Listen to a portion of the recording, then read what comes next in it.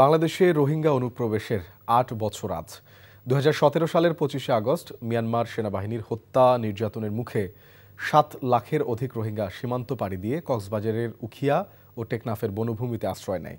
কক্সবাজারে আগে থেকে আশ্রয় নেয়া আরও ৩.৫ লাখ রোহিঙ্গা সহ বর্তমানে ১২ লাখেরও অধিক রোহিঙ্গা কক্সবাজারে ৩৩টি ক্যাম্পে বসবাস করছে। নষ্ট হচ্ছে সেখানকার পরিবেশ, প্রকৃতি। সাধারণ মানুষ জড়িয়ে পড়ছে মাদক সহ নানা অপরাধে। কক্সবাজার থেকে ইকরাম চৌধুরী টিপুর পাঠানো রিপোর্ট। মিয়ানমারের সামরিক জান্তার গণহত্যা থেকে বাঁচতে এভাবে স্রোতের মতো বাংলাদেশে ঢুকতে থাকে রোহিঙ্গা নারী ও শিশুরা। মানবিক কারণে সীমান্ত খুলে রাখে বাংলাদেশ। বর্তমানে ১২ লাখের অধিক রোহিঙ্গা ৩৩টি ক্যাম্পে অবস্থান করছে। পরবর্তীতে জাতিসংঘের তত্ত্বাবধানে রোহিঙ্গা জনগোষ্ঠীর খাদ্য সহায়তা ও অন্যান্য সুযোগ সুবিধাগুলো নিশ্চিত করা হয়। ২০১৭ সালে বাংলাদেশ মিয়ানমারের সাথে রোহিঙ্গাদের স্বদেশ ফেরত পাঠাতে দ্বিপক্ষীয় আলোচনা শুরু করে। পরবর্তীতে কয়েক দফা রোহিঙ্গা প্রত্যাবাসনের উদ্যোগ নিলেও তা ব্যর্থ হয়। এরপর থেকে বাড়তে থাকে তাদের পরিধি। অপরাধ, মাদক সহ নানা সহিংসতা জড়িয়ে পড়ছে রোহিঙ্গারা। খুন, ধর্ষণ, চাঁদাবাজি, ইয়াবার দাপটে উখিয়া টেকনাফের জনজীবন এখন অতিষ্ঠ। আমরা সংগঠিত, আমরা যে অসুবিধায় আছি সেটা আপনারা বুঝবেন না। যারা এখানে স্থানীয় আছে তারাই রোহিঙ্গা সমস্যাটা প্রকটভাবে বুঝে ধারণ করে এবং সেই সমস্যার কথা জাতিকে জানাতে চায়। রোহিঙ্গারাও চান তাদের মাতৃভূমিতে ফিরে যেতে। বাংলাদেশে ইনসান হিসাবে রাহাম করে আর টেম্পোরারি জায়গা দিয়ে রেখে তো জায়গা দিয়ে রেখে দিয়ে দিন দুটি বাংলাদেশও খুশি করতে রোহিঙ্গা দেশত দিবল্লা রোহিঙ্গা সাথ দিয়ে নিজের দেশত যাইবল্লা। প্রায় ২ বছর ধরে মিয়ানমারের রাখাইনে আরাকান আর্মির সাথে সামরিক জান্তা বাহিনীর যুদ্ধ চলছে। এ অবস্থায় রোহিঙ্গা প্রত্যাবাসন আরও অনিশ্চয়তার মধ্যে বলে জানান শরণার্থী ত্রাণ ও প্রত্যাবাসন বিষয়ক কমিশনার। বিশ্ব সম্প্রদায়কে দৃষ্টি আকর্ষণ করার চেষ্টা করে যে আমাদের প্রতি নির্বিচারে গণহত্যা চালিয়েছে মিয়ানমারের জান্তা বাহিনী এবং তাদের সহযোগীরা, তার আমরা বিচার চাই। আইসিজি এবং আইসিসিতে যে বিচার প্রক্রিয়া চলছে তার নিষ্পত্তি চাই। এটি হচ্ছে তাদের একটি প্রধান বক্তব্য। আন্তর্জাতিক চাপের মাধ্যমে বিপুল সংখ্যক এই রোহিঙ্গাকে নিজ দেশে পাঠানোর দাবি সচেতন মহলের। NTV news desk. মিয়ানমারের বাস্তুচ্যুত রোহিঙ্গা জনগোষ্ঠীকে আশ্রয় দেয়ায় বাংলাদেশ সরকারের প্রশংসা করেছে যুক্তরাষ্ট্র। যুক্তরাষ্ট্রের পররাষ্ট্র দপ্তর থেকে দেয়া এক প্রেস বিবৃতিতে একথা জানায় দপ্তরের প্রিন্সিপাল ডেপুটি স্পোকপারসন টমি পিক্ট। বিবৃতিতে তিনি বলেন, যুক্তরাষ্ট্র মিয়ানমারের জনগণের প্রতি সংহতি জানিয়েছে, যার মধ্যে সহিংসতা ও বাস্তুচ্যুতি শিকার রোহিঙ্গা এবং অন্যান্য জনগোষ্ঠীও রয়েছে। পাশাপাশি বাস্তুচ্যুত রোহিঙ্গাদের আশ্রয় দেয়ায় বাংলাদেশ সরকার এবং এই অঞ্চলের অন্যান্য দেশগুলোরও প্রশংসা করেছে যুক্তরাষ্ট্র।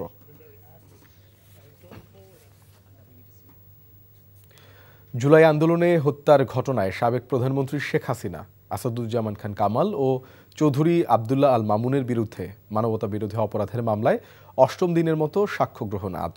বিচারপতি গোলাম মর্তুজা মজুমদারের নেতৃত্বাধীন আন্তর্জাতিক অপরাধ ট্রাইব্যুনালে এই সাক্ষ্য গ্রহণ শুরু হবে। এ পর্যন্ত এ মামলায় মোট ২০ জনের সাক্ষ্য নেওয়া হয়। সাক্ষীরা আসামিদের সর্বোচ্চ শাস্তিও দাবি করেন। এর আগে গেল ১০ জুলাই এই মামলায় অভিযোগ গঠন করে বিচার শুরুর নির্দেশ দেয় ট্রাইব্যুনাল। সে সময় নিজের দোষ স্বীকার করে রাজসাক্ষী হওয়ার আবেদন করেন সাবেক আইজিপি চৌধুরী আবদুল্লাহ আল মামুন। বৈষম্য বিরোধী ছাত্র আন্দোলনে হামলা ও হত্যার মামলায় আসামি আলোচিত কন্টেন্ট ক্রিয়েটর তৌহিদ আফ্রিদিকে গ্রেফতার করেছে পুলিশ। রোববার রাতে বরিশাল নগরীর বাংলা বাজার এলাকা থেকে তাকে গ্রেফতার করে ঢাকার সিআইডির একটি বিশেষ টিম। বরিশাল কোতোয়ালি মডেল থানার ওসি মিজানুর রহমান জানান, তৌহিদ আফ্রিদি বাংলা বাজার এলাকায় পপুলার ডায়াগনস্টিক সেন্টার সংলগ্ন একটি বাড়িতে আত্মগোপনে ছিলেন। ঢাকার সিআইডির একটি টিম কোতোয়ালি মডেল থানা পুলিশের সহায়তায় তাকে গ্রেফতার করে ঢাকায় নিয়ে যায়। গেল বছরের ৩০শে আগস্ট যাত্রাবাড়ি থানায় দায়ের হওয়া মামলায় প্রধান আসামি করা হয় শেখ হাসিনাকে। এই মামলায় ১১ নম্বর আসামি তৌহিদ আফ্রিদি এবং ২২ নম্বর আসামি তার বাবা নাসির উদ্দিন সাথী।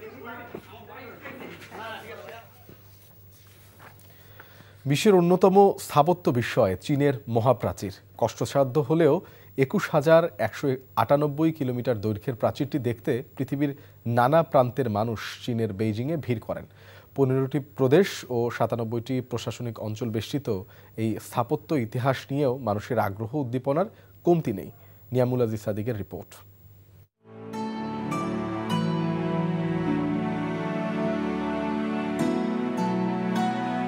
ঐতিহাসিক নিদর্শন চীনের মহাপ্রাচীর দেখতে বিশ্বের নানা ভাষাভাষীর মানুষের দুর্নিবার আকর্ষণ। বেইজিং থেকে 1.5 ঘন্টার পথ পেরিয়ে জাংশু প্রদেশ থেকে শুরু হয় পর্যটকদের ছুটে চলা। মানুষের তৈরি বৃহত্তম স্থাপনা দেখার জন্য সুশৃঙ্খলভাবে স্থানীয় বাস অথবা গাড়ি নিয়ে আসেন। একের পর এক প্রকাণ্ড সব সিঁড়ি বেয়ে ছুটছেন অস্ট্রেলিয়া, ইউরোপ, আমেরিকা এবং এশিয়ার নানা ভ্রমণ পিয়াসী মানুষ। পরিশ্রম সাধ্য এই কাজটি করতে দল বেঁধে অথবা সঙ্গী নিয়ে ছুটছেন অনেকে। চীনকে বাঁচাতে এত বড় বড় পাথর দিয়ে তৈরি সিঁড়ি, ঘর আর নানা বাঁক পেরিয়ে তরুণদের সঙ্গে পাল্লা দিয়ে ছুটছেন বৃদ্ধরাও। ইতিহাসের সাক্ষী হতে চান তারা। গ্রেট ওয়াল দেখার জন্য আসছি বাংলাদেশ থেকে এবং খুবই ভালো লাগতেছে, এক কথায় অসাধারণ। It's a very good experience. I hope everybody should come and try this. I used to watch this in the movies or in the documentary, but this is first hand having this thing live is something else to me. Badaling, Jinshanling, Simatai, Mutianyu, Huanghuacheng পর্যটকদের জন্য বিশেষভাবে আকর্ষণীয়। It's one of the 7 wonders of the world, so it's on the bucket list to have a look at it and climb on it, which we've done now. Honestly, I'm proud of myself for getting up this far. It's great though. It's very surreal being at the Great Wall after hearing about it for so long since I've grown up. It's pretty challenging, but we still have a ways to go. ঐতিহাসিক এই স্থাপনায় প্রতি বছর লাখ লাখ পর্যটক আসেন ইতিহাস ও বিশালতার সঙ্গী হতে। সারা বিশ্ব থেকে মানুষ আসে আসলে এই যে ইতিহাস ঐতিহ্য, বিশেষ করে এই চীনকে বাঁচানোর জন্য যে একটি বিশাল আকারের যে ওয়ালটি বানানো হয়েছে সেটি দেখতে এবং সেখানে ক্লাইম্বিং করে সত্যিকার অর্থে সেই ইতিহাসে ফিরে যেতে। Niamul Aziz Sadiq, NTV news, China. সকালের খবর এইটুকুই। এই খবরের ভিডিও সহ আপডেট জানতে ভিজিট করুন NTV অনলাইন www.ntvbd.com। এছাড়াও NTVর জনপ্রিয় সব অনুষ্ঠান ও খবরের আপডেট জানতে ভিজিট করুন আমাদের ইউটিউব ও ভেরিফাইড ফেসবুক পেজ। 12টায় মধ্যাহ্নের খবর দেখার আমন্ত্রণ রইল। ধন্যবাদ সবাইকে।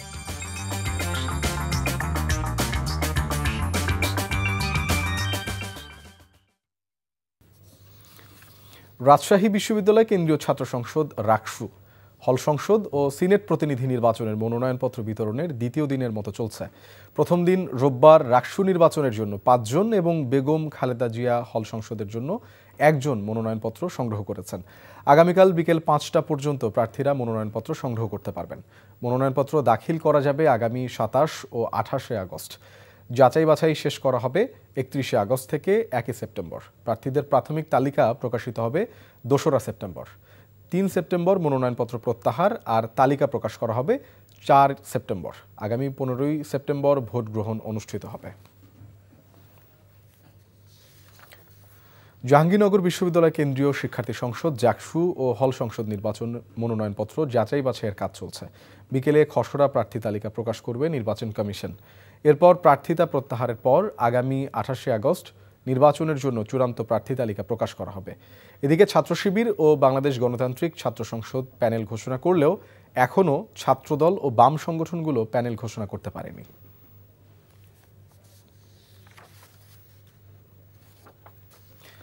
আন্দোলন সংগ্রামে অগ্রভাগে থাকলেও জাকসু নির্বাচনে নিজেদের গুটিয়ে নিয়েছেন নারী প্রার্থীরা। নেতৃত্বে আসতে অনাগ্রহ নাকি ভিন্ন কিছু? জাহাঙ্গীরনগর বিশ্ববিদ্যালয় কেন্দ্রীয় শিক্ষার্থী সংসদ জাকসু নির্বাচন ঘিরে রাজনৈতিক সক্ষমতা তৈরির পরিবর্তে নারীদের এই পিছিয়ে পড়াকে উদ্বেগজনক মনে করছেন শিক্ষার্থীরা। আরও জানাচ্ছেন জাহিদুর রহমান। দীর্ঘ 33 বছর পর আগামী 11 সেপ্টেম্বর অনুষ্ঠিত হতে যাচ্ছে জাহাঙ্গীরনগর বিশ্ববিদ্যালয় কেন্দ্রীয় ছাত্র সংসদ জাকসু নির্বাচন। প্রার্থীদের পরিসংখ্যান বলছে এবারে ব্যালট থেকে পিছিয়ে যাচ্ছেন নারীরা। কারণ কি? নারীর আন্দোলনকারীরা রয়েছেন, তাদেরকে নানা রকম ভাবে ফেসবুকে এবং প্রকাশ্যে মব ক্রিয়েট করে হেনস্থা করা হয়েছে। সেই জায়গা থেকে নারীরা আগ্রহ হারিয়ে ফেলেছে।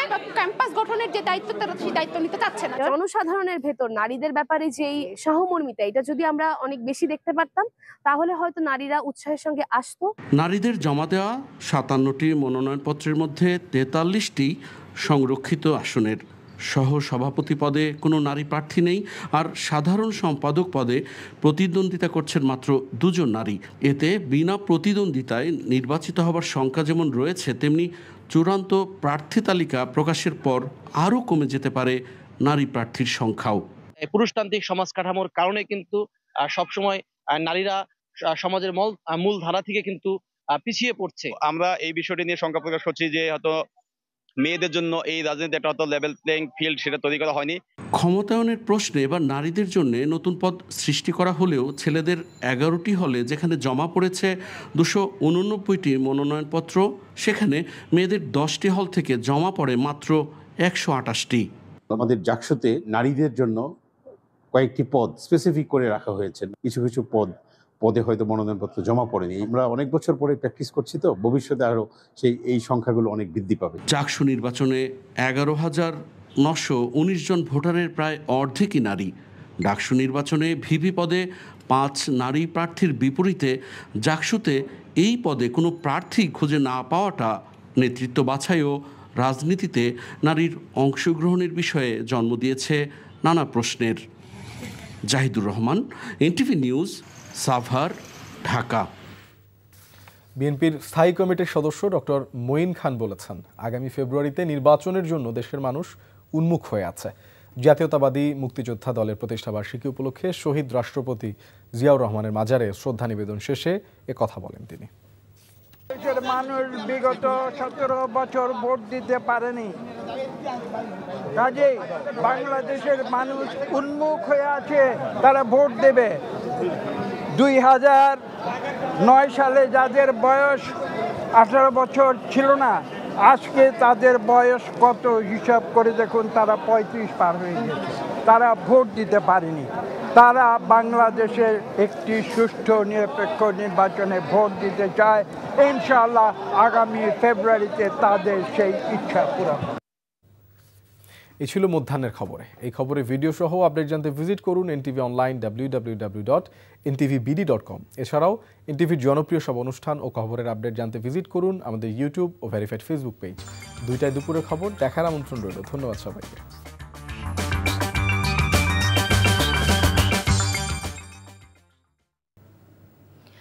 নির্বাচনের আগেই ছিনতাই চাঁদাবাজি কমে আসবে এমন আশাবাদ জানিয়ে স্বরাষ্ট্র উপদেষ্টা জাহাঙ্গীর আলম চৌধুরী বলেছেন, নির্বাচন উৎসব মুখর হবে এবং সব রাজনৈতিক দল এতে অংশ নেবে।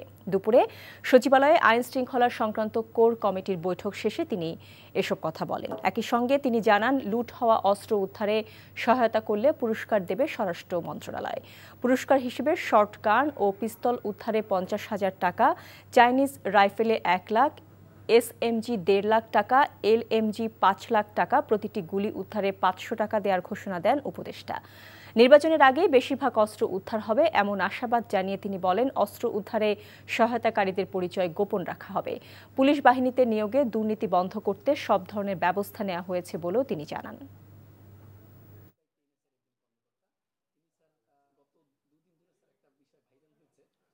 অস্ত্র উদ্ধারে আমাদের এখানে তো যত উদ্ধার হইব অত টাকা যাবে। যদি আপনি 2টা অস্ত্র হাতিয়ার ধরেন, একটা LMG উঠে দিলে তো একবারই 5 লাখ টাকা পেয়ে যাবে। পিস্তল হলো 50,000, শর্ট গান 50,000, চাইনিজ রাইফেল যেটা 1 লাখ, SMG 1,50,000, LMG 5 লক্ষ, আর গুলি প্রতিটি হলো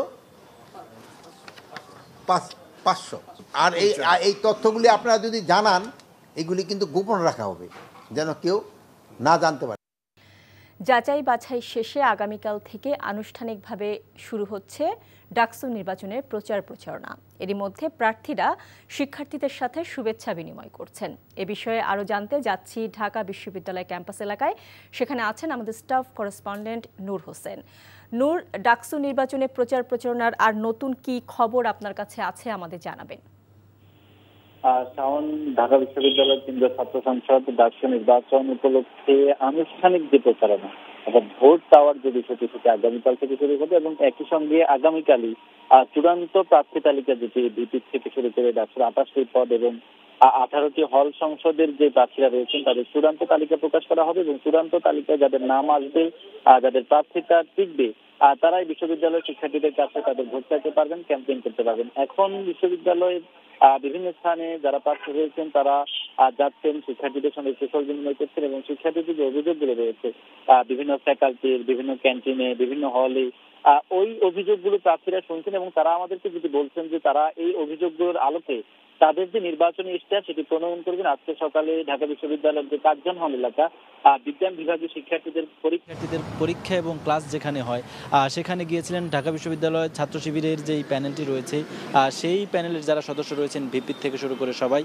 তারা বলছেন যে আসলে তারা সেখানকার যেই বিষয়গুলো রয়েছে সেসব বিষয় সম্বন্ধে তাদের যে কর্মপরিকল্পনা সেটি তুলে ধরেছেন এবং একই সঙ্গে তারা বলছেন যে অন্যান্য অনেক প্রার্থীর পক্ষ থেকে আচরণবিধি লঙ্ঘন করা হচ্ছে এবং বিশ্ববিদ্যালয় প্রশাসন কোনো ধরনের ব্যবস্থা গ্রহণ করতে পারছে না। একই সঙ্গে একই রকম ভাবে আমাদের সঙ্গে কথা বলেছেন ঢাকা বিশ্ববিদ্যালয়ে ডাকসুতে ছাত্র দলের যিনি জিএস প্রার্থী শেখ তানভীর বারী হামিদ, তিনিও একই ধরনের অভিযোগ করছেন যে বিভিন্ন প্রার্থী আচরণবিধি লঙ্ঘন করে বিভিন্ন কাজ করছে, কিন্তু নির্বাচন কমিশন বা বিশ্ববিদ্যালয় প্রশাসনের পক্ষ থেকে তেমন কোনো ব্যবস্থা গ্রহণ করা হচ্ছে না। এই জন্য তারা এসবের নিন্দা জানাচ্ছেন এবং তিনি আরো স্পষ্ট করে বলেছেন যে আসলে ঠিক কোন কাজ প্রার্থীরা করতে পারবে না সেটি যাতে স্পষ্ট করে বলে দেওয়া হয়, সেজন্য বিশ্ববিদ্যালয় প্রশাসন যাতে ব্যবস্থা গ্রহণ করে। সেক্ষেত্রে প্রার্থীরা যেসব কাজ নিষিদ্ধ করা হয়েছে সেসব সম্বন্ধে জানতে পারবে, ভোটাররাও জানতে পারবে এবং সেসব থেকে বিরত থাকতে পারবে। আনুষ্ঠানিকভাবে আগামীকালই ছাত্র দলের প্রচার বা অন্যান্য যে প্রার্থীরা রয়েছেন, প্যানেলগুলো রয়েছে, তাদের প্রচারণা শুরু হবে এবং তারা আজকে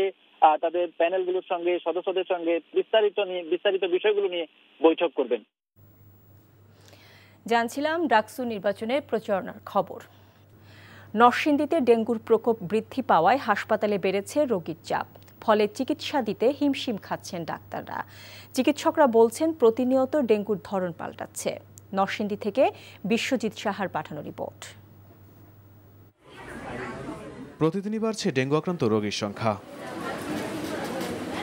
নরসিংদী স্বাস্থ্য বিভাগের তথ্য মতে জেলার সরকারি হাসপাতালগুলোতে চিকিৎসাধীন রয়েছে 16 জন। চলতি বছর জেলায় 307 জন ডেঙ্গু শনাক্ত হয়ে চিকিৎসা নিয়েছে। ডেঙ্গু রোগীদের পর্যাপ্ত চিকিৎসা সেবা দেওয়া হলেও রোগীদের জন্য নেই বিশেষায়িত ওয়ার্ড, তাই সাধারণ রোগীদের সাথে রেখেই চলছে চিকিৎসা। শরীর ব্যথা, মাথা ব্যথা, শরীরের এই যে শরীর ব্যথা, গার ব্যথা, সমস্ত শরীর ব্যথা চিকিৎসা করার পরে মোটামুটি একটু ভালো আছে এখন ইনশাআল্লাহ। সবাই অনেক আন্তরিক এবং তাদের সর্বোচ্চ আমি আসতে পারছি। ডেঙ্গু আক্রান্ত রোগীদের বিনামূল্যে ঔষধ সরবরাহ সহ পর্যাপ্ত চিকিৎসা সেবা দেওয়া হচ্ছে বলে উল্লেখ করেছেন হাসপাতাল কর্তৃপক্ষ। জ্বর, মাথা ব্যথা, শরীর ব্যথার পাশাপাশি আমরা দেখছি আনএক্সপ্লেইন উইকনেস নিয়ে অনেকে আসছেন, অনেকের শুধুমাত্র বমি হচ্ছে বা শরীর অত্যাধিক দুর্বলতা, এটা নিয়ে অনেকে আসছেন এবং অনেকে বুঝতেই পারছেন না যে সেই ডেঙ্গু রোগে আক্রান্ত। এবং আমাদের অন্তঃবিভাগে ডেঙ্গুর জন্য আইভি ফ্লুইড থেকে শুরু করে অন্যান্য ঔষধপত্র সকল কিছু সরবরাহ আছে, এগুলো বিনামূল্যে রোগীরা পাচ্ছে। ডেঙ্গু প্রতিরোধে সচেতনতা বৃদ্ধির পাশাপাশি মশা দমনে কার্যকরী পদক্ষেপ নেওয়ার দাবি স্থানীয়দের। NTV news desk. এদিকে বাংলাদেশে রোহিঙ্গা প্রবেশের বর্ষপূর্তি উপলক্ষে শরণার্থী শিবিরে গণহত্যা দিবস পালন করেছে রোহিঙ্গারা। দিনটিকে রোহিঙ্গারা কালো দিবস আখ্যা দিয়ে রোহিঙ্গা গণহত্যা দিবস হিসেবে পালন করে আসছে। সকাল থেকে উখিয়া উপজেলার কুতুপালং 4 এবং 9 নম্বর ক্যাম্পে সমাবেশ করেছেন তারা। সমাবেশে হাজার হাজার রোহিঙ্গা মিয়ানমারে গণহত্যা বন্ধে স্লোগান দেন। সমাবেশে পুরুষদের পাশাপাশি রোহিঙ্গা নারী শিশুরাও যোগ দেন। পোস্টার প্ল্যাকার্ডে রোহিঙ্গারা মিয়ানমারে ফিরে যাওয়ার দাবি তুলে ধরেন। রোহিঙ্গা নেতারা জানান 2017 সালের পর এবছর আরাকানে রোহিঙ্গারা দ্বিতীয়বার গণহত্যার শিকার হচ্ছে। এছাড়া প্রত্যাবাসন প্রক্রিয়ায় যুক্তরাষ্ট্র, জাতিসংঘ, ওআইসি, যুক্তরাজ্য, ইউরোপীয় ইউনিয়ন, চীন সহ দাতা সংস্থার সহযোগিতা কামনা করেন রোহিঙ্গারা। বাগেরহাটের একটি নির্বাচনী আসন কমানো বর্তমান নির্বাচন কমিশনের জনবিরোধী সিদ্ধান্ত। খসড়া সীমানা নিয়ে নির্বাচন কমিশনের শুনানিতে এমন মন্তব্য করেছেন বাগেরহাটের আইনজীবীরা। সকালে শুরু হওয়া শুনানিতে উপস্থিত ছিলেন প্রধান নির্বাচন কমিশনার AMM নাসির উদ্দিন, 4 নির্বাচন কমিশনার, কমিশন সচিব সহ সংশ্লিষ্ট কর্মকর্তারা। শুনানি শেষে আইনজীবীরা বলেন, দেশ স্বাধীনের পর থেকে 4টি আসন ছিল বাগেরহাটে, তাই নির্বাচন কমিশনের এমন সিদ্ধান্ত প্রত্যাহার করতে হবে। প্রয়োজনে হাইকোর্টে রিট পিটিশন দাখিল করার কথা জানান তারা। শুনানির দ্বিতীয় দিনে সাতক্ষীরা, যশোর, বাগেরহাট, ঝালকাঠি, বরগুনা, পিরোজপুর, চট্টগ্রাম, খাগড়াছড়ি, বান্দরবান, রাঙ্গামাটির 20 আসন নিয়ে শুনানি অনুষ্ঠিত হয়। 24 আগস্ট থেকে শুরু হওয়া শুনানি চলবে 27 আগস্ট পর্যন্ত। এই 4 দিন দাবি ও আবেদন নিষ্পত্তি করে চূড়ান্ত সীমানা প্রকাশ করবে ইসি।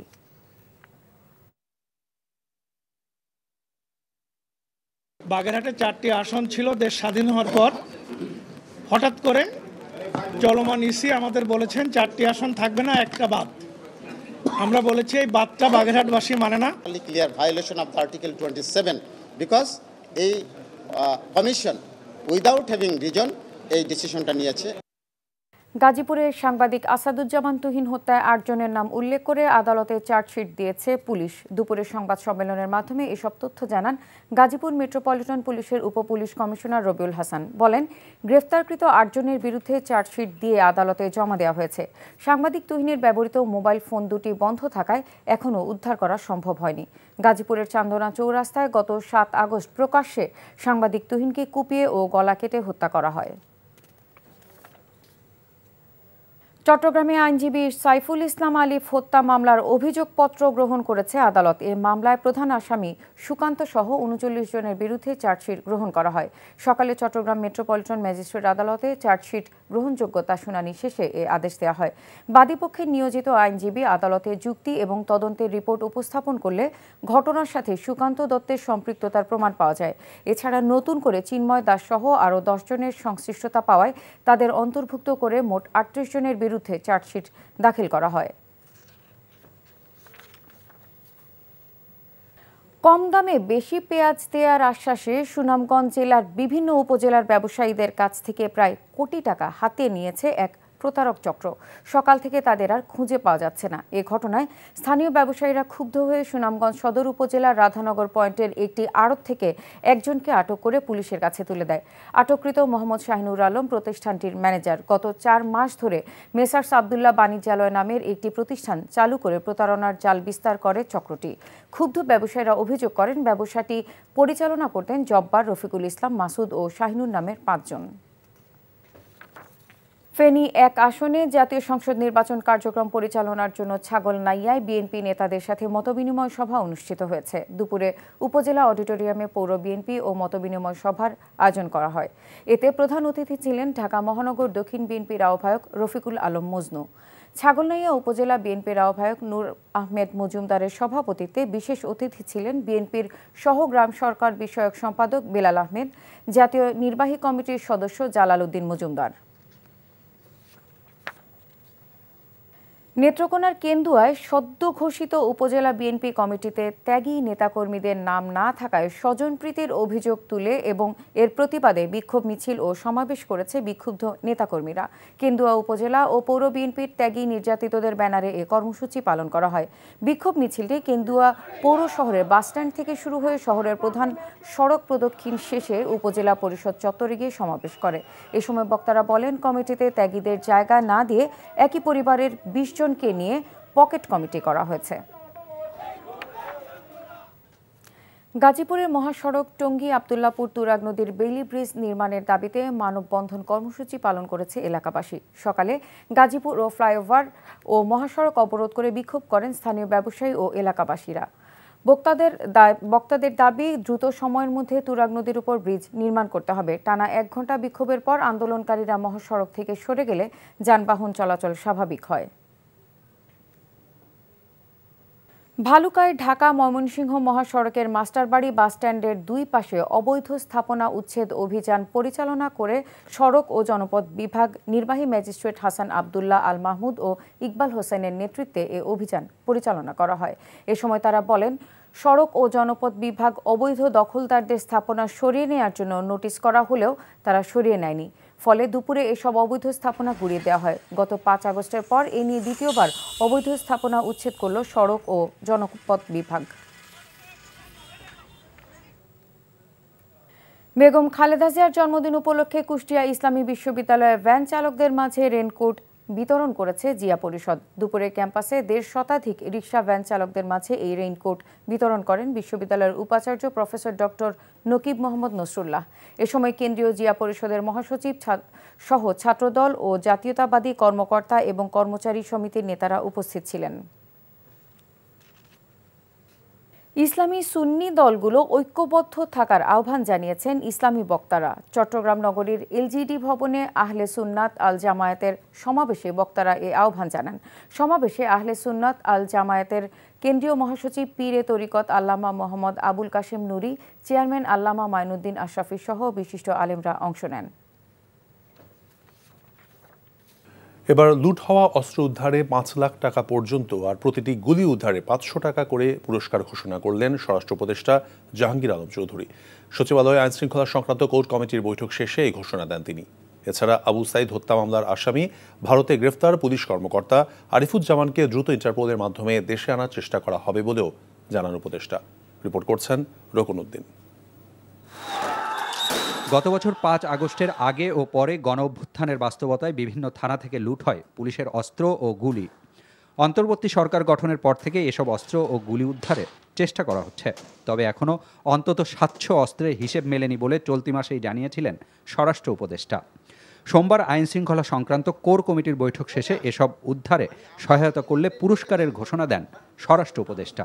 আশ্বস্ত করেন তথ্য প্রদানকারীর পরিচয় গোপন রাখার বিষয়েও। পিস্তল হলো 50,000, শর্টগান 50,000, চাইনিজ রাইফেল যেটা 1 লাখ, এসএমজি 1,50,000, এলএমজি 5 লক্ষ, আর গুলি প্রতিটি হলো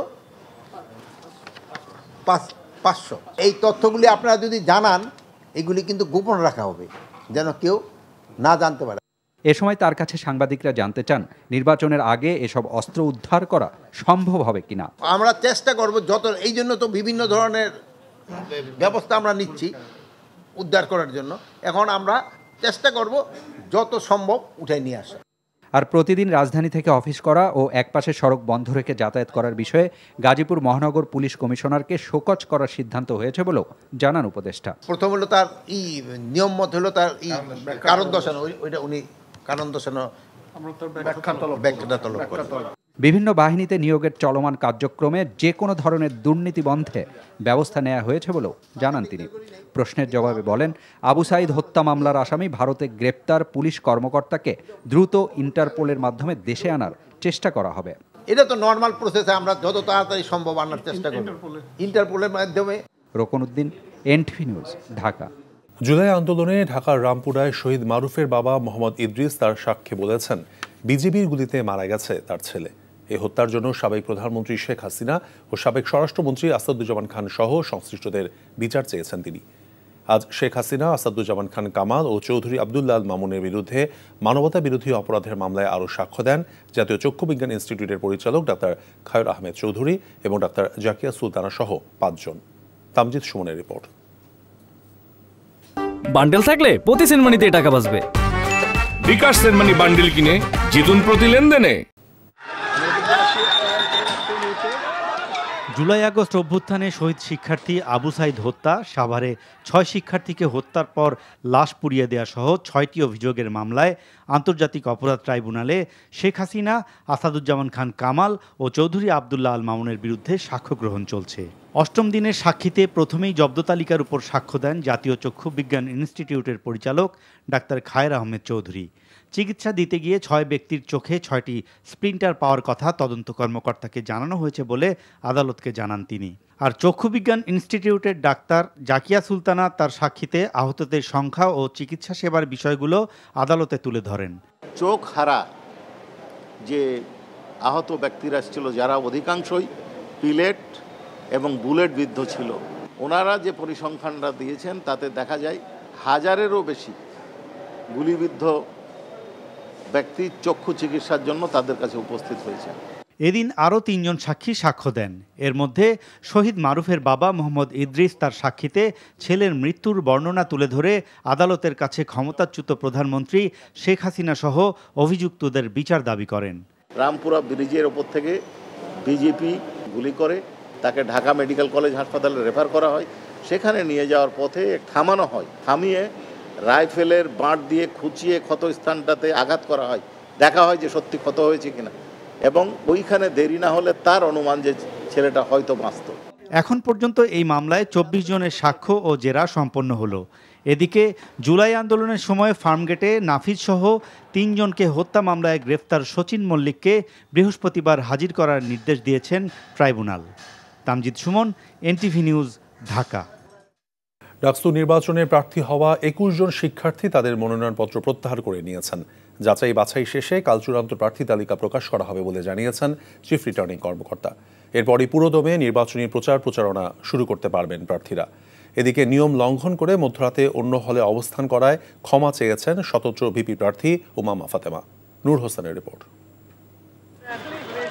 ঢাকা বিশ্ববিদ্যালয়ে কেন্দ্রীয় ছাত্র সংসদ, ডাকসু, হল সংসদ নির্বাচন ঘিরে ক্যাম্পাস জুড়ে উৎসবমুখর পরিবেশ বিরাজ করছে। আনুষ্ঠানিক প্রচারের সুযোগ না থাকলেও ক্যাম্পাসের বিভিন্ন এলাকায় শিক্ষার্থীদের সঙ্গে কুশল বিনিময় করছেন বিভিন্ন প্যানেলের প্রার্থীরা।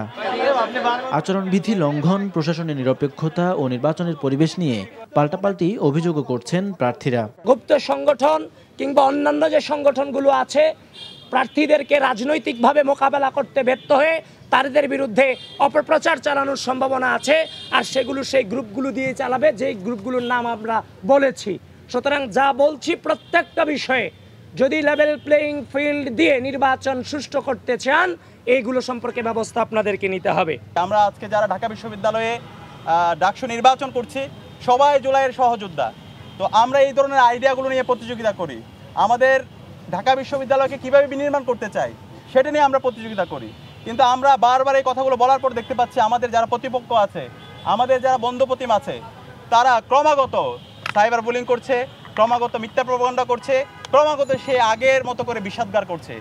এদিকে নিয়ম লঙ্ঘন করে মধ্যরাতে অন্য হলে অবস্থান করায় ক্ষমা চেয়েছেন স্বতন্ত্র ভিপি প্রার্থী উমামা ফাতেমা। মঙ্গলবার চূড়ান্ত প্রার্থী তালিকা প্রকাশের পর থেকে আনুষ্ঠানিকভাবে প্রচারণা চালানো যাবে বলে জানিয়েছেন চিফ রিটার্নিং কর্মকর্তা। যে কোনো জায়গায় নির্বাচনী আচরণবিধি ভাঙা কিংবা নির্বাচনী প্রচার কার্যে যদি কোনো অসমতা দেখা দেয়, বৈষম্য দেখা দেয়, আমাদের কাছে সেটা লিখিত অভিযোগ আসলে পদ্ধতিগতভাবে আমরা সেটাকে অ্যাড্রেস করার চেষ্টা করছি। মনোনয়নপত্র প্রত্যাহারের শেষ দিন 21 শিক্ষার্থী মনোনয়নপত্র প্রত্যাহার করেছে বলে জানিয়েছে চিফ রিটার্নিং কর্মকর্তার কার্যালয়। নূর হোসেন, এনটিভি নিউজ, ঢাকা। জাহাঙ্গীরনগর বিশ্ববিদ্যালয় কেন্দ্রীয় ছাত্র সংসদ, জাকসু এবং হল সংসদ নির্বাচনে সেনাবাহিনী মোতায়েনের সিদ্ধান্ত নিয়েছে কমিশন। সোমবার বিকালে কমিশন কার্যালয়ে তথ্য জানান বিশ্ববিদ্যালয়ের প্রক্টর এবং নির্বাচন কমিশনের সদস্য সচিব AKM রাশিদুল আলম। তিনি জানান, নির্বাচন উপলক্ষে ক্যাম্পাসে 3 দিন স্ট্রাইকিং ফোর্স হিসেবে সেনা মোতায়েনের সিদ্ধান্ত নিয়েছে নির্বাচন কমিশন। নির্বাচনের দিন নিরাপত্তা নিশ্চিতে পুলিশ সদস্যদের পাশাপাশি সেনাবাহিনী, বিজিবি এবং আনসার সদস্যরা দায়িত্ব পালন করবেন। এ সময় তিনি আরও জানান, যাচাই বাছাই শেষে প্রকাশ করা হবে খসড়া প্রার্থী তালিকা। 276 জন প্রার্থীর মনোনয়নপত্র জমা দেবার বিপরীতে যাচাই বাছাই শেষে বাদ পড়েছে 20টি। এদের মধ্যে 6 জন নারী এবং 14 জন পুরুষ প্রার্থী। এবার জাকসু নির্বাচনে মোট ভোটার 11,919 জন। বিতর্কিত মন্তব্যের জেরে দলের কাছে কারণ দর্শানোর নোটিশের উত্তর দিয়ে সিদ্ধান্ত মেনে নেবেন বলে জানিয়েছেন বিএনপি চেয়ারপারসনের উপদেষ্টা ফজলুর রহমান। হাইকোর্ট প্রাঙ্গণে এক সংবাদ সম্মেলনে তিনি বলেন, মুক্তিযুদ্ধের বিষয়ে কোনো আপোষ করবেন না তিনি। ফজলুর রহমান বলেন, তিনি মুক্তিযুদ্ধের পক্ষের মানুষ, এদেশে নিশ্চিন্তে বাঁচার অধিকার তার রয়েছে। মৃত্যুকে ভয় পান না উল্লেখ করে এই বিএনপি নেতা বলেন, তিনি মবের শিকার হবার আশঙ্কায় রয়েছেন। 2024 সালে জুলাই আগস্ট গণঅভ্যুত্থান নিয়ে বিভিন্ন গণমাধ্যমে বিতর্কিত বক্তব্য দেওয়ার অভিযোগে রোববার তাকে কারণ দর্শানোর নোটিশ পাঠায় বিএনপি।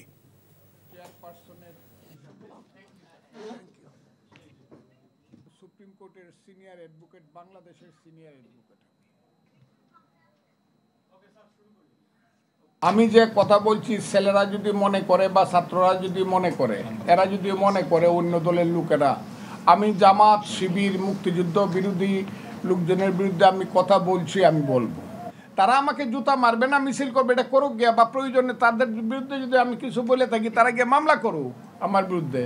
আমার বাসার সামনে মব করার তো কোনো ব্যাপার নাই। দল আমাকে একটা শোকজ করতেই পারে, এটা আমি উত্তর দিব। সেটা দলের সঙ্গে আমার ব্যাপার, তখন দেখা যাবে। এখন পর্যন্ত কিন্তু আমি দলের মধ্যেই আছি, এখন পর্যন্ত আমি চেয়ারপারসনের উপদেষ্টা। জুলাই গণঅভ্যুত্থানে রাজধানীর যাত্রাবাড়ি থানার আসাদুল হক বাবু হত্যা মামলায় কন্টেন্ট ক্রিয়েটর তৌহিদ আফ্রিদির 5 দিনের পুলিশ রিমান্ড মঞ্জুর করেছেন আদালত। শুনানি শেষে ঢাকা মেট্রোপলিটন ম্যাজিস্ট্রেট সারা ফারজানা হকের আদালত এই আদেশ দেন। এর আগে তৌহিদ আফ্রিদিকে আদালতে হাজির করে 7 দিনের রিমান্ড আবেদন করেন মামলাটির তদন্ত কর্মকর্তা। রাষ্ট্রপক্ষের আইনজীবীরা বলেন, তৎকালীন ডিবি প্রধান হারুনের সাথে তার যোগসাজশ ছিল। হত্যাকাণ্ডে তিনি অর্থেরও যোগান দিয়েছেন। রাজশাহী পক্ষের আইনজীবী জানান, তৌহিদ আফ্রিদি অসুস্থ, এ মামলার সাথে তার কোনো সম্পৃক্ততা ছিল না। আফ্রিদি ন্যায় বিচার থেকে বঞ্চিত হয়েছেন। বৈষম্য বিরোধী ছাত্র আন্দোলনে যাত্রাবাড়ি থানায় সম্প্রতি একটি হত্যা মামলা দায়ের করা হয়। এই মামলায় মোট 25 জনের নাম উল্লেখ এবং অজ্ঞাত আরও 150 জনকে আসামি করা হয়। তাদের মধ্যে 11 নম্বর আসামি তৌহিদ আফ্রিদি। মাননীয় আদালতকে আমরা বলেছি, এই আসামিকে রিমান্ডে নিলে পরে মামলার গুরুত্বপূর্ণ তথ্য উদ্ঘাটিত হবে এবং অন্যান্য আসামিদের সম্পর্কে তথ্য পাওয়া যাবে। মাননীয় আদালত সন্তুষ্ট হয়ে 5 দিনের রিমান্ড মঞ্জুর করেন। নাসির উদ্দিন সাথী এবং তার ছেলে তৌহিদ আফ্রিদি এই ঘটনার সাথে সম্পৃক্ত না, কোনো না কোনো কারণে ভুলবশত এই মামলায় তারা সম্পৃক্ত হয়েছেন। 7 দিন রিমান্ড চাওয়া ছিল, 5 দিন রিমান্ড চেয়েছেন এবং আজকে জামিন নামঞ্জুর করেছেন। সে আদেশে আমরা সংক্ষুব্ধ হয়েছি। শিক্ষা যেখানে বৈষম্য দূর করার হাতিয়ার, সেখানে বাংলাদেশের শিক্ষা ব্যবস্থার মাধ্যমেই জাতি বৈষম্যের শিকার হচ্ছে বলে মন্তব্য করেছেন শিক্ষাবিদরা। ঢাকায় সেন্টার ফর গভর্নেন্স স্টাডিজ আয়োজিত এক সেমিনারে তারা এমন মন্তব্য করেন। শিক্ষা ব্যবস্থার সংস্কার নিয়ে অন্তর্বর্তী সরকার কোনো কমিশন গঠন না করায় সরকারের সমালোচনা করেন বক্তারা। নজরানা চৌধুরীর রিপোর্ট। গণতান্ত্রিক পুনর্গঠনের জন্য সংলাপ, শিক্ষা ও জনস্বাস্থ্য শীর্ষক এই আলোচনায় শিক্ষা বিষয়ে অন্তর্বর্তী সরকার কোনো কমিশন গঠন না করায় সমালোচনা করেন উপস্থিত শিক্ষাবিদগণ। পাশাপাশি বিদ্যমান 11টি সংস্কার কমিশনে বিদেশি নাগরিকদের প্রাধান্য দেওয়ার সমালোচনাও করেন তারা। প্রধান উপদেষ্টা নিশ্চয়ই শিক্ষিত মানুষ, উনি আরো ভালোভাবে এটা অ্যাড্রেস করবেন বলে আমরা খুব আশাবাদী ছিলাম। শিক্ষার মধ্যে ওয়াহিদুদ্দিন সাহেবের মতো মন্ত্রী, এখন আমাদের সিআর আবরার ভাই সে মন্ত্রী, তারপরেও যদি এখন ঠিক না হয় তাহলে আপনি কিভাবে চিন্তা করবেন? শিক্ষা খাতে বরাদ্দের বিষয়ে অন্তর্বর্তী সরকার বিগত সরকারের দেখানো পথেই হাঁটছে বলেও মন্তব্য করেন শিক্ষকরা। বরাদ্দ পর্যায়ক্রমে কমছে। গত বছর ছিল 1.69% জিডিপি, এবার 1.53% করেছে। বুঝলাম না কিছু। আফগানিস্তানের মতো যুদ্ধ বিধ্বস্ত একটা দেশে 4.1, what is the reason behind this? কারণটা কি কিছু বুঝলাম না। সত্যজিৎ রায়ের বানানো একটা ছবি আছে, হীরক রাজা দেশে, সেখানে একটি গীতি কবিতার সঙ্গে সংলাপ আছে। সংলাপে বলা হয়েছে, যত বেশি যাদেই তত কম মানে। কোন সরকারি শিক্ষা ব্যবস্থা থেকে নজর দেয়নি, দিতেও চায় না, কারণ তারা চায় না যে মানুষ শিক্ষিত হোক। শিক্ষার মৌলিক বিষয়গুলো নিয়ে অযথা পরীক্ষা নিরীক্ষা করে প্রান্তিক পর্যায়ের মানুষদের শিক্ষা ব্যবস্থা থেকে ছুঁড়ে ফেলে দেওয়া হচ্ছে বলেও অভিযোগ করেন শিক্ষাবিদরা। শিক্ষা তো কাদের জন্য? খালি কি উচ্চবিত্ত আর মধ্যবিত্তের জন্য? নিম্নবিত্ত মানুষ লেখাপড়া করবে না? এই বৈষম্য কেন আমরা আবার বাড়িয়ে তুলছি? শিক্ষাটা যেখানে বৈষম্য দূর করার হাতিয়ার হওয়ার কথা ছিল, বৈষম্য তৈরির হাতিয়ার হয়ে গেছে। ক্ষুধার্ত বাচ্চা স্কুলে আসলে তার কাছে কি করে আপনারা মানসম্মত শিক্ষা আশা করেন? এসব সমস্যার সমাধানে একটি স্থায়ী শিক্ষা কমিশন গঠনেরও দাবি জানান বক্তারা। Nazrana Chowdhury, NTV news, Dhaka. Dengue আক্রান্ত হয়ে সবশেষ 24 ঘন্টায় আরও 3 জনের মৃত্যু হয়েছে। এছাড়া ডেঙ্গু আক্রান্ত হয়ে হাসপাতালে ভর্তি হয়েছেন অন্তত 412 জন। স্বাস্থ্য অধিদপ্তরের তথ্য অনুসারে এ নিয়ে চলতি বছরে ডেঙ্গুতে মৃত্যু হয়েছে 118 জনের। হাসপাতালে ভর্তি হয়েছেন 29,044 জন। গত 24 ঘন্টায় বরিশাল বিভাগে 102 জন, চট্টগ্রাম বিভাগে 77, ঢাকা বিভাগে 51, ঢাকা উত্তর সিটি কর্পোরেশনে 69, ঢাকা দক্ষিণ সিটি কর্পোরেশনে 53 জন, খুলনা বিভাগে 26 জন এবং ময়মনসিংহ বিভাগে 4 জন এবং রাজশাহী বিভাগে 30 জন হাসপাতালে ভর্তি হয়েছেন।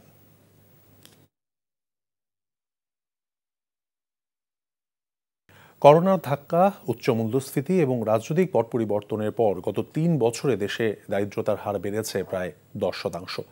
এমন বাস্তবতায় স্বল্প, মধ্য এবং দীর্ঘমেয়াদী কর্মপরিকল্পনা গ্রহণের তাগিদ দিয়েছে বেসরকারি গবেষণা প্রতিষ্ঠান power and participation research centre PPRC. বিকেলে আগারগাঁও এলজিডি মিলনায়তনে সাম্প্রতিক গবেষণা প্রতিবেদনের তথ্য তুলে ধরে জানানো হয়, সরকারি হিসেবেই 2022 সালে দারিদ্র্যের হার ছিল 18.7%। 2025-এ এসে তা বেড়ে দাঁড়িয়েছে 27.93%। এ সময় অতি দারিদ্র্যের হার 4% বেশি বেড়েছে। গবেষণায় দেখা গেছে 3 বছরের ব্যবধানে শহরের পরিবারের মাসিক আয় কমলেও বেড়েছে খরচ। পিপিআরসি চেয়ারম্যান হোসেন জিল্লুর রহমান বলেন, কর্মসংস্থান না থাকায় বেকারত্ব মহাদুর্যোগ আকার ধারণ করেছে। এজন্য কৌশলগত নীতি গ্রহণে সরকারি বেসরকারি খাত নিয়ে টাস্কফোর্স গঠনের প্রস্তাব করেন তিনি।